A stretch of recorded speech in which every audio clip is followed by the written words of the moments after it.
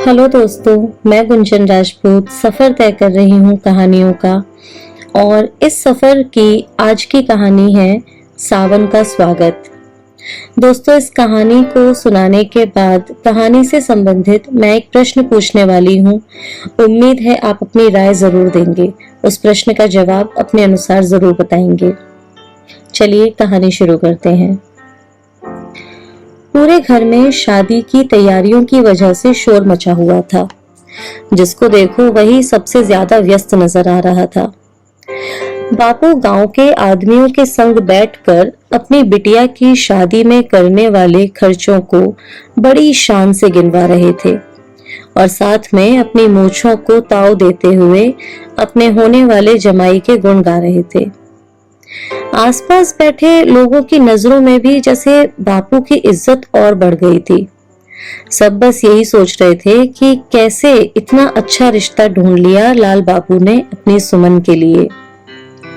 सुमन लाल बाबू की बेटी। उन लोगों की लड़कियां 15-15 साल की होके भी घर में ही बैठी थीं और जो अपनी बेटियों के हाथ समय पर पीले करके चैन से बैठे थे, वो भी यही सोच रहे थे कि काश उन्हें भी अपनी बेटियों के लिए ऐसा रिश्ता मिल जाता तो वो भी बड़े ठाठ के साथ सबके बीच बैठकर अपनी मूछों को ताव देते। पिछले महीने बापू किसी काम से जमींदार साहब को घर लेकर आए थे।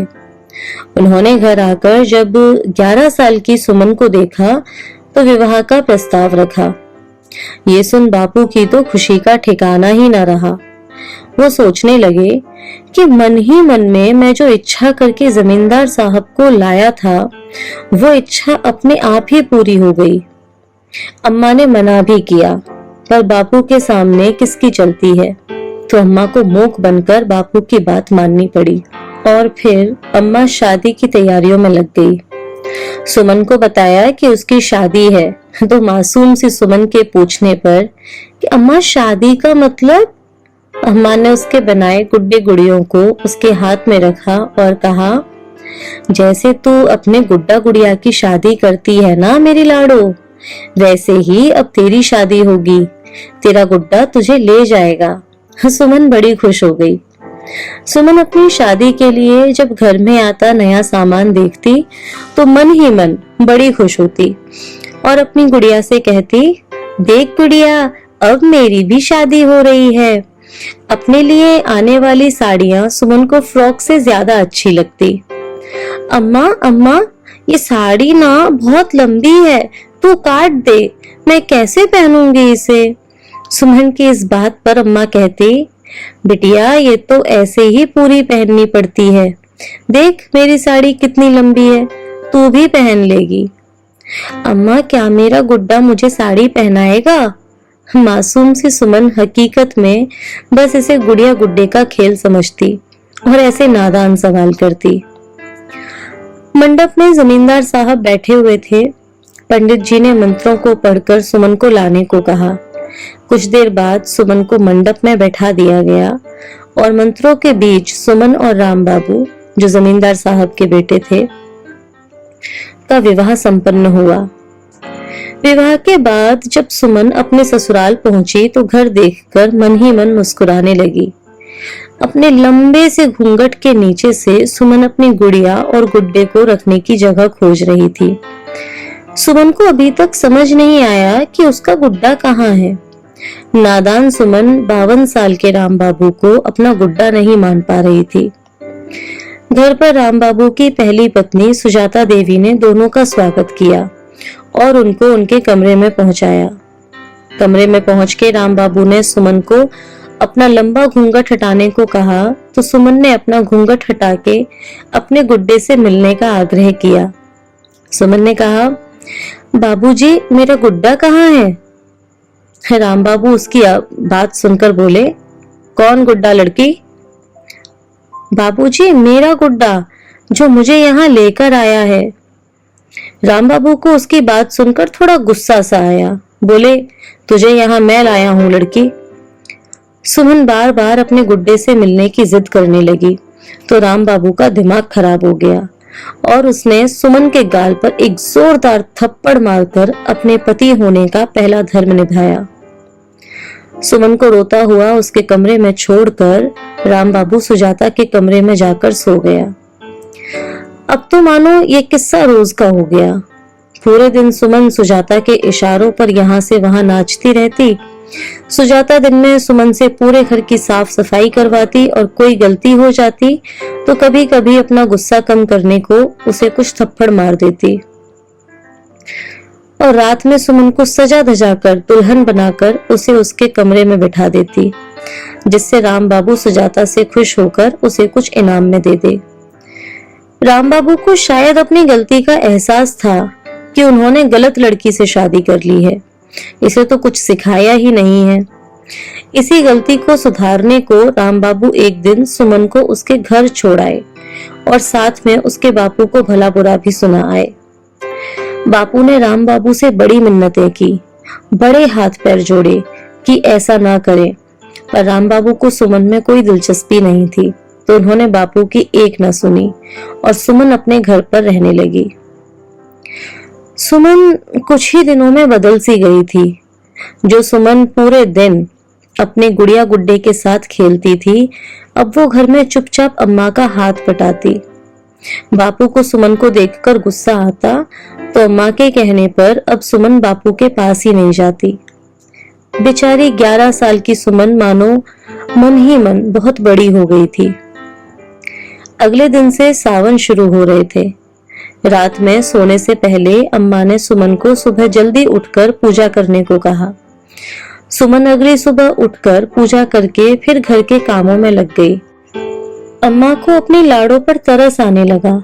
अम्मा को भरोसा नहीं था कि ये वही सुमन है जो सावन में पूरे दिन चहकती रहती थी, अपनी गुड़िया के लिए नए नए कपड़े बनवाती थी और खुद सज संवर कर पूरे दिन घर में यहाँ से वहां भागती रहती थी। अम्मा कई बार सुमन से गुड़िया के नए कपड़े बनाने को पूछती, कई बार उसके पसंद के पकवान बनाने को पूछती, इसी कोशिश में कि किसी बात पर सुमन हामी भरे तो अम्मा अपनी पहले वाली सुमन की उसमें झलक देख सके। सुमन के लिए अब सावन में वो पहले वाली बात नहीं थी। अब उसका सावन में न हरी चूड़ी पहनने को मन करता और न ही वो अम्मा से झूला डालने को कहती। ऐसे ही कई सावन बीत गए पर अम्मा को अपनी पुरानी सुमन नहीं मिली। इसी बीच एक दिन खबर मिली कि राम बाबू अब इस दुनिया में नहीं रहे। खबर सुनकर बापू ने सोचा कि अब सुमन को रंगीन कपड़े छोड़कर सफेद कपड़े पहनने चाहिए, पर अम्मा ने इस बार कड़ा विरोध किया। वो सुमन के जीवन से रंगों को जाता हुआ पहले ही देख चुकी थी। राम बाबू के गुजरने की खबर के 1-2 साल बाद सुमन में अम्मा को पहले वाली कुछ कुछ झलक दिखने लगी। उसने गुड्डा गुड़िया की तरह खेलना तो शुरू नहीं किया, पर अब कभी कभी सुमन अम्मा से अपनी पसंद का कुछ बनाने को कह देती, कभी अम्मा पर थोड़ा गुस्सा दिखा देती। अम्मा ये सब देखकर अंदर ही अंदर एक सुकून की सांस लेती। अब बापू के व्यवहार में भी बदलाव नजर आने लगे थे। वो सुमन को अब राम बाबू की विधवा के रूप में नहीं देखते थे। एक दिन बापू ने घर आकर अम्मा को बताया कि उनकी बहन जो शहर में रहती हैं, उनके बेटे की शादी है। घर में काम बहुत है तो सुमन को भेज दो, उनके काम में हाथ बटा देगी और यहाँ से थोड़ा बाहर जाएगी तो उसका भी मन लग जाएगा। ये सोचकर अम्मा और बापू ने सुमन को शहर में मौसी के घर भेज दिया। मौसी के घर जाकर सुमन ने सबका बड़ा अच्छा ध्यान रखा और सारा काम संभाल लिया। शादी से 1 हफ्ते पहले सुमन की अम्मा भी आ गई। मौसी ने सुमन की तारीफ में बड़े बड़े कसीदे पढ़े।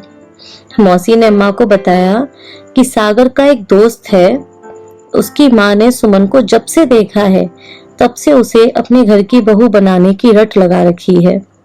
अगर तुम कहो तो बात बढ़ाई जाए। वैसे भी उन्होंने महसूस किया है कि सुमन का यहाँ दिल लग गया है। अम्मा और मौसी ने सागर के दोस्त से और उसकी माँ से बात की और फिर किसी तरह सुमन से इस बारे में बात करने का मन बनाया। अम्मा इस बार सुमन की राजी खुशी से ही कोई फैसला लेने वाली थी। अम्मा की बातें सुनकर सुमन ने पहले तो मना किया क्योंकि शादी के रंग उसके लिए पहले ही फीके पड़ चुके थे। पर जब उसने सागर के दोस्त को देखा और उससे बात की तो उसे जिंदगी पर कुछ कुछ भरोसा हुआ। कुछ दिनों बाद अम्मा के फिर पूछने पर सुमन ने शादी के लिए हाँ कर दी। सुमन और शरद, जो कि सागर का दोस्त था, शादी सादगी से करना चाहते थे, इसलिए उनकी शादी सादगी से करा दी गई। जिंदगी ने सुमन को एक और मौका दिया खुश होने का। शरद सच में बहुत ही समझदार, सुमन को इज्जत और उसे प्यार करने वाला लड़का था। धीरे धीरे सुमन की जिंदगी में रंग भरने लगे। दोनों साथ में बेहद खुश रहने लगे। उनके सफर को कुछ महीने कब बीत गए पता नहीं चला। अगले दिन से फिर सावन शुरू है और इस बार सुमन के चेहरे पर वो पहले वाली रौनक नजर आ रही है। उसने अपनी जिंदगी के कई हरे सावन सफेद किए हैं, बिना रंग के अपने सावन जिए हैं। अब कई सालों बाद वो शरद के साथ शादी के बाद के पहले सावन का स्वागत करने और अपनी जिंदगी में खुशियों के रंग भरने को तैयार है। दोस्तों, ये कहानी यहीं समाप्त होती है। इस कहानी को सुनकर आप ये तो समझ गए होंगे कि 11 साल की सुमन की किस तरह से शादी करवा दी गई। और जिस समय 11 साल की सुमन की शादी करवाई गई, उस समय बहुत सारे आसपास के लोग अपनी 15 साल की बेटियों के लिए चिंतित थे कि आखिर उनकी शादी नहीं करवा पा रहे हैं। दोस्तों, मेरा सवाल था कि आपको क्या लगता है, शादी का सही समय कब होता है? 11 साल, 15 साल, 18 साल, 21 साल या कुछ और? अपनी राय जरूर बताएं दोस्तों। आज के लिए अलविदा। अगली वीडियो में एक अगली कहानी के साथ फिर मिलूंगी आपसे।